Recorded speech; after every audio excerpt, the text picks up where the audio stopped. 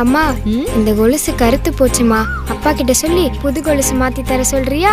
அடுத்த மாசம் நானே உனக்கு வாங்கி தரேன்.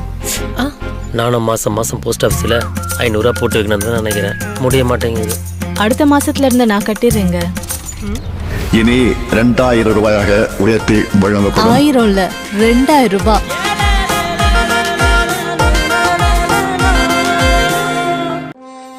தென்காசி தொகுதி மக்களின் நம்பிக்கை நாயகன் திமுக வேட்பாளர் டாக்டர் கலை கதிரவன் அவர்கள். வேட்பாளர் கலை கதிரவனுக்கு தென்காசி மக்கள் வாக்களித்து வெற்றி பெற செய்வார்கள் என்பது உறுதி.